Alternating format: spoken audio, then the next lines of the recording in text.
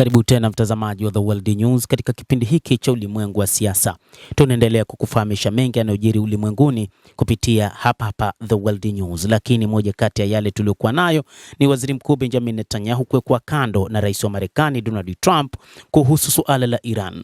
Hii inaelezwa zaidi kupitia gazeti la New York Times ambalo limeripoti siku ya Jumamosi. Katika wakati ambapo Marekani na Iran zinaendelea na mazungumzo ya kumaliza uhasama, ni wakati ambapo moja kati ya jambo linalotajwa ni kuwekwa kando kwa Israel katika mazungumzo hayo, lakini pia ni kuwekwa kando kwa Waziri Mkuu Benjamin Netanyahu ambaye baada tu ya mazungumzo yeye anapewa taarifa ya kile kilichozungumzwa. Ikinukuu maafisa wawili wa ulinzi wa Israel ambao hawakutajwa majina, gazeti la New York Times limesema kuwa Israel karibu imetoka nje ya kitanzi katika mazungumzo kati ya Marekani na Iran. Kwa mujibu wa maafisa hao, Israel imelazimika kutumia njia nyingine za kuzunguka kutafuta taarifa kuhusu mazungumzo hayo ya amani, ikiwa ni pamoja na uhusiano mwingine wa kidiplomasia na vyanzo vya kijasusi ndani ya Iran. Ripoti hiyo inakuja baada ya ripoti ya Axios siku ya Jumatano kunukuu chanzo cha Marekani kikisema nywele za Netanyahu zilikuwa zinawaka moto baada ya kupigiwa simu na Trump kuhusu suala la mazungumzo ya Iran.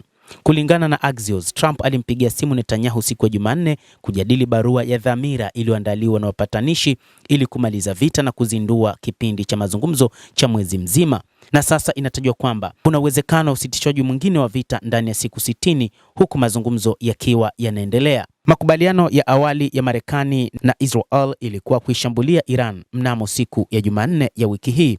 Lakini rais wa Marekani alitoa taarifa kwa Waziri Mkuu Benjamin Netanyahu kwamba washirika wao, kwa maana katika baadhi ya nchi za Mashariki ya Kati, ikiwa ni pamoja na Umoja wa Falme za Kiarabu pamoja na Bahrain kadhalika na Saudi Arabia, ziliona kwamba hakuna haja ya kuendelea na vita hivyo, hasa kuelekea katika kipindi katika sikukuu za Idi. Mazungumzo haya yanahusu masuala kama vile mpango wa nyuklia wa Iran na kufungua mlango wa bahari wa Hormuz, shirika la habari la Axios linaripoti. Pia inatajwa kwamba kama Israel na Marekani wangeanzisha vita katika eneo hilo la Mashariki ya Kati, kungekuwa na wakati mgumu sana katika kipindi cha ibada ya Hija inayounganisha mataifa mengi ulimwenguni, kadhalika ingevuruga sherehe za sikukuu ya Eid. Axios ilivitaja vyanzo viwili vya Israel vikisema kuwa kuna kutoelewana kwa Waziri Mkuu Benjamin Netanyahu na Rais wa Marekani Donald Trump kuhusu jinsi ya kukabiliana na Iran kusonga mbele. Trump aliwaambia waandishi wa habari kwamba Netanyahu atafanya chochote ninachotaka afanye, akiongeza kuwa waziri mkuu huyo wa Israel ni mtu mzuri sana. Trump zaidi aliwaambia waandishi wa habari kwamba mazungumzo ya Marekani na Iran yako kwenye mpaka kati ya vita na amani. Ikiwa hatutapata jibu sahihi, inaweza kutokea haraka sana. Trump alisema, hatujapata jibu sahihi, itabidi yawe majibu mazuri kwa 100%, anasema rais huyo wa Marekani bwana Donald Trump.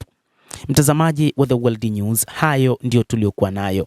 Na bila shaka nawe pia una nafasi ya kulike, una nafasi ya kucomment, kadhalika una nafasi ya kusubscribe channel yetu hii ili upate habari hizi kwa mapana kupitia The World News.